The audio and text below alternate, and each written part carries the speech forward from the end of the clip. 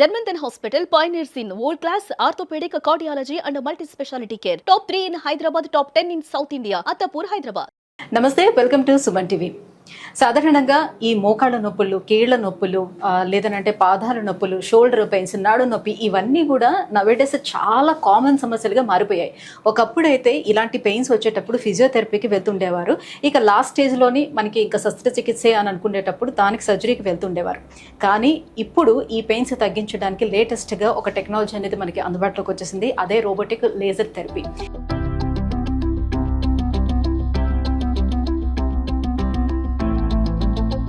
Yes, ఇది ఏ రకంగా పనిచేస్తుంది, ఎలాంటి జాయింట్ పెయిన్స్కి ఇది రిలీఫ్ ఇవ్వడం అనేది జరుగుతుంటుంది, ఎన్ని సెషన్స్ చేసుకోవాలి, అసలు దీన్ని ఎలా చేస్తారు, ఇవన్నీ కూడా ప్రాక్టికల్గా చూపించేందుకు నేను వచ్చేసాను అత్తాపూర్లో ఉన్నటువంటి జర్మంటన్ హాస్పిటల్కి. మనతో పాటు ఉన్నారు డాక్టర్ ఆకాంక్ష.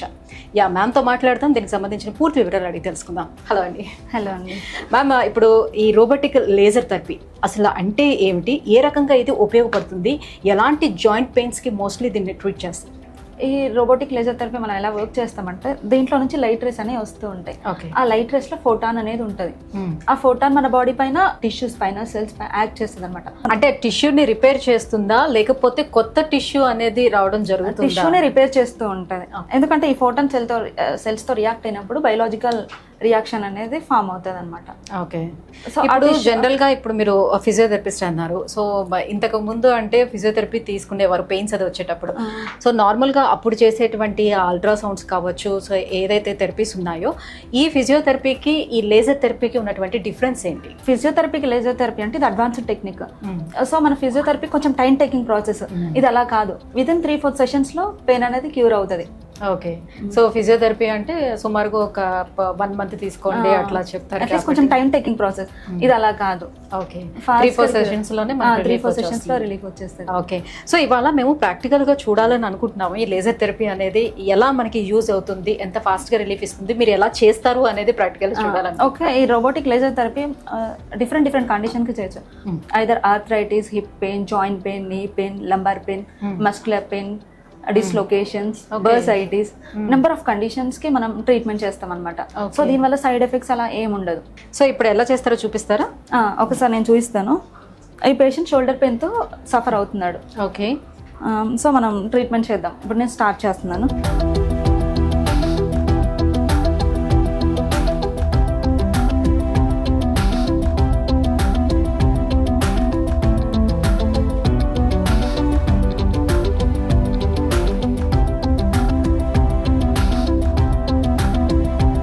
ఇది చూడండి, ఇక్కడ మనకి ఆపరేటింగ్ ఇక్కడ షోల్డర్ పెయిన్ కదా, షోల్డర్ పైన మనం ప్రెస్ చేయాలి. So what ever the condition. So ఇక్కడ లైట్ రేస్ అనేవి వచ్చేస్తాయి చూడండి. ప్రాబ్లం ఏంటనేది అందులోనే సెలెక్ట్ ఆటోమేటిక్ గా ఇదే తీసేస్తాం. అవునండి, బేస్డ్ ఆన్ ద కండిషన్.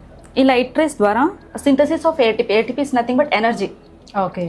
ఆ మజిల్లో ఉన్న ఎనర్జీ అనేది డిక్రీస్ అయినప్పుడు ఈ లైట్ రేస్ ద్వారా ఎనర్జీ అనేది ఇంక్రీజ్ చేస్తుంది. అంతే ప్రోటీన్ కూడా, గ్రోత్ ఫ్యాక్టర్ కూడా. ఓకే. సో దానివల్ల ఆటోమేటిక్గా పెయిన్ అనేది రిలీఫ్ అవుతూ ఉంటుంది కదా. పెయిన్ స్టిమ్యులేటింగ్ కొన్ని కెమికల్స్ ఉంటుంది, దాన్ని కూడా స్టాప్ చేస్తుంది ఈ లైట్ రేస్. సో మనకు పెయిన్ అనేది తెలియదు. ఇప్పుడు మనకి ఇక్కడ ఇట్లా పిన్ చేసినామంటే పెయిన్ అనేది ఆటోమేటిక్ గా బ్రెయిన్ కి సిగ్నల్ వస్తుంది కదా, ఆ సిగ్నల్ ని స్టాప్ చేస్తుంది ఈ లైట్ రేస్. సో మనకి పెయిన్ అనేది తెలియకుండా ఉంటుంది. సో ఇప్పుడు ఇంజెక్షన్స్ ఏవైతే బ్లాకేజ్ ఇంజెక్షన్స్ ఏవైతే ఉంటాయో అవి ఇవ్వకుండానే కేవలం దీని ద్వారా ట్రీట్ చేసుకోవడానికి అవకాశం ఉంటుంది? ఉంటుందండి. వితౌట్ ఇంజెక్షన్స్ కదా మనం ఇది ట్రీట్మెంట్ చేసేది, వితౌట్ ఇంజెక్షన్స్ ద్వారా.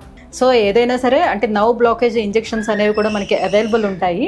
సో అలా తీసుకోవడం ఇంట్రెస్ట్ లేని వాళ్ళు సో ఇలా లేజర్ థెరపీ కూడా ట్రీట్ చేసుకుంటే సరిపోతుంది. ఈ రకంగా కూడా పనిచేస్తుంది. అవునండి. రైట్. సో మ్యామ్, జనరల్ గా మనకి టెండోన్స్ ఉంటాయి, లిగమెంట్స్ ఉంటాయి, అవి ఒకవేళ టేర్ అయితే వాటికి కూడా లేజర్ థెరపీ అనేది ఎంతవరకు యూస్ఫుల్ అవుతుంది? టెండోన్స్ టియర్, లిగమెంట్ టియర్స్ కూడా మనం లేజర్ థెరపీ యూస్ చేయొచ్చు. ఓకే. దానివల్ల కూడా హీల్ అవుతుందా?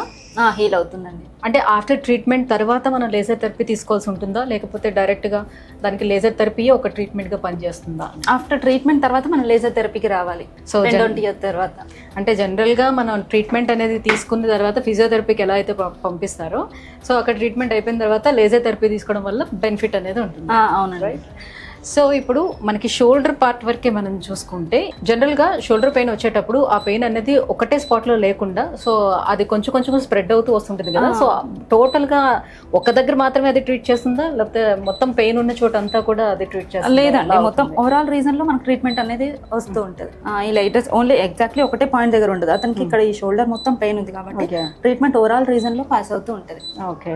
యా మ్యామ్, ఇప్పుడు జనరల్లీ డయాబెటీస్ ఉండే వాళ్ళలో ఫ్రోజన్ షోల్డర్ కండిషన్ ఎక్కువగా చూస్తుంటాం. అవునండి. వాళ్ళు అసలు కంప్లీట్ గా చెయ్యి అనేది పైకి లేపలేకపోతూ ఉంటారు, చాలా ఇబ్బంది పడుతుంటారు, రైట్?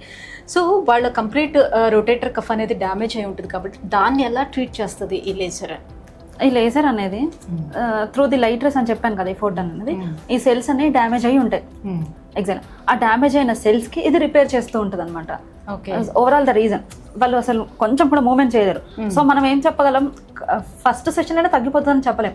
ఫస్ట్ సెషన్ లో ఒక 20% డిక్రీజ్ అవుతుంది. ఆ సెల్స్ అనేవి రిపేర్ అవుతాయి కదా, రిపేర్ అయిన తర్వాత కొంచెం కొంచెం మూవ్మెంట్ అనేది ఇంక్రీజ్ అవుతుంది.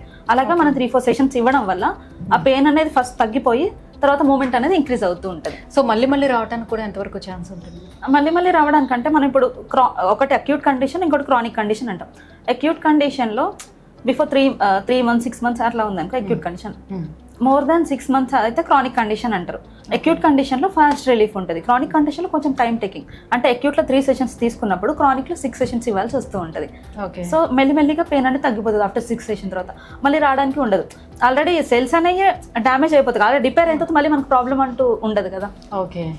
So new cells or tissues ని రిపేర్ చేస్తుంది కాబట్టి మళ్ళీ రావడానికి ఛాన్స్ ఉండదు, రైట్? సో ఇప్పుడు మీన్ షోల్డర్ లోనే కాకుండా కాళ్ళల్లోని పాదాల నొప్పులు చాలా మంది లేడీస్ లో ఎక్కువగా చూస్తూ ఉంటాం. సో మార్నింగ్ లేచిన వెంటనే కూడా పాదాల నొప్పులు కంప్లైంట్ చేస్తూ ఉంటారు. సో అలాంటి పాదాల నొప్పులు ఉండేటప్పుడు కూడా లేజర్ థెరపీ అనేది ఎంత ఉపయోగంగా ఉంటుంది వాళ్ళకి? మాక్సిమం డయాబెటీస్ కండిషన్ లో ఏమవుతుందంటే హీల్స్ అనేవి బర్న్ అవ్వడం, హ్యాండ్స్ బర్న్ అవ్వడం, సో దానివల్ల ప్రాబ్లమాటిక్ అవుతూ ఉంటుంది అనమాట. సో ఆ పేషెంట్స్ ఏమంటారు, మార్నింగ్ లేవగానే బాగా మండుతున్నాయి అంటారు, పడుకునేటప్పుడు నిద్ర పట్టట్లేదు అని మనకు చెప్తూ ఉంటారు. సో ఈ లేజర్ థెరపీ ద్వారా ఆ హీల్ పెయిన్ ని కూడా మనం ట్రీట్మెంట్ చేయొచ్చు. సో లేజర్ లైట్ పడేటప్పుడు వాళ్ళ మీద ఇందాక మీరు చూపించారు, సో వాళ్ళకి ఏమైనా బర్నింగ్ సెన్సేషన్ లాంటిది ఏమి ఉండదు, అట్లీస్ట్ బర్నింగ్ సెన్సేషన్ ఉండదు, హీట్ అనేది ఏమి ఉండదు. ఓకే. జస్ట్ ఆ రేస్ అనే సెల్స్ తో రియాక్ట్ అవుతాయి అంతే. ఇంకా అంటే చాలా మందికి అదే భయం ఉంటుంది లేజర్ అనేటప్పుడు కల్లా. సో ఆ లైట్ అనేది ఎంత వరకు ఎఫెక్ట్ చూపిస్తుంది, సైడ్ ఎఫెక్ట్స్ ఏమైనా వస్తాయా? సైడ్ ఎఫెక్ట్స్ అంటూ ఏమి ఉండవండి ఈ లేజర్ వల్ల. సో ఇప్పుడు కొన్ని IRR అవి ఇవి ఉంటాయి అనమాట, రేడియేషన్. సో ఆ లైట్ రేస్ మన హీట్ అనేది తెలుస్తుంది. ఈ లైట్ రేస్ ద్వారా మన హీట్ తెలీదు, ఏం తెలీదు, మనకి ట్రీట్మెంట్ చేస్తున్నట్టు కూడా అనిపించదు. ఓకే. సో దీనివల్ల భయపడాల్సిన అవసరం కూడా ఏమి ఉండదు. సో స్పైన్ లో మనకి డిస్క్ బల్జ్లు అలాంటివి చూస్తూ ఉంటాం కదా, సో అలాంటి టైంలో డెఫినెట్ గా ఉన్నటువంటి నరం అనేది ఎఫెక్ట్ అవుతూ బయట. సో అలాంటి వాటికి ఇది పనిచేస్తుంది అంటే? పనిచేస్తుందండి, డిస్లొకేషన్స్ కైనా, డిస్క్ బల్జెస్ కి. Okay. Will treat with this laser therapy. So ఎన్ని సెషన్స్ పడతాయి ఏంటి అనేది సో పేషెంట్ వచ్చేటప్పుడే మీరు డిసైడ్ చేసి చెప్పగలరు? పేషెంట్ రాగానే ఫస్ట్ వాళ్ళ కండిషన్ అడుగుతాం. మీరు ఈ ప్రాబ్లం ఎప్పటి నుంచి సఫర్ అవుతున్నారు, ఎన్ని డేస్ అవుతుంది అని చెప్పేసి మేము ఫస్ట్ అనాలిసిస్ చేస్తాం, పేషెంట్ కండిషన్ ఏంటి అది ఇదని. సో దాన్ని బట్టి మనం ట్రీట్మెంట్ ఇచ్చేస్తాం. సో ఇప్పుడు అది క్రానిక్ కండిషన్ అనుకో, ఇట్ టేక్స్ టైం. అక్యూట్లో అంటే తొందరగా ఫాస్ట్ రికవరీ ఉంటుంది. ఎవరికైనా ఇప్పుడు సర్జరీ అయ్యింది అనుకుందాం, సో సర్జరీ అయిన తర్వాత కూడా వాళ్ళు నార్మల్ మళ్ళీ డైలీ రొటీన్ లైఫ్ లీడ్ చేసే ముందు మనకి ఫిజియోథెరపీ కూడా సజెస్ట్ చేస్తూ ఉంటారు, రైట్? సో అలానే సర్జరీ అయిన వాళ్ళకు కూడా మనం లేజర్ థెరపీ అనేది చేస్తారా? సర్జరీ అయిపోయిన 1 month తర్వాత మనం ట్రీట్మెంట్ అనేది స్టార్ట్ చేస్తాం, సేమ్ లైక్ ఫిజియోథెరపీ. కానీ అక్కడ యూజ్ చేసే ఆ ఎక్విప్మెంట్ కాకుండా మనం లేజర్ థెరపీ యూజ్ చేస్తాం. సో మ్యామ్, మరి ఈ టెక్నాలజీ అనేది హైదరాబాద్ లో ఇంకెక్కడైనా ఉందా? లేదండి, హైదరాబాద్లో ఫస్ట్ మన జర్మటీన్ హాస్పిటల్ ఉంది.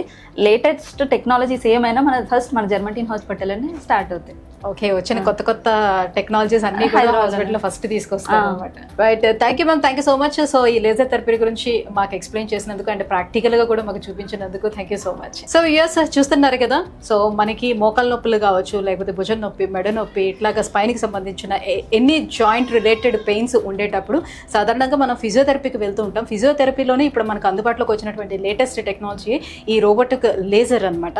ఈ థెరపీని యూజ్ చేయడం వల్ల ఏంటంటే చాలా తక్కువ డేస్లో మనకి ఈజీగా రికవర్ అయ్యే ఛాన్స్ కూడా ఉంటుందన్నమాట. సో అలాంటి ఒక టెక్నాలజీ మనకి ఇప్పుడు జర్మటన్ హాస్పిటల్లోనే లభ్యమవుతుంది. సో మీలో ఎవరైనా ఇలాంటి ప్రాబ్లమ్ తోటి ఫేస్ చేస్తున్నట్లయితే వెంటనే కింద స్క్రోల్ అవుతున్నటువంటి నెంబర్కి కాల్ చేయండి, జర్మటన్ హాస్పిటల్ ఒకసారి అప్రోచ్ అవ్వండి. Thank you.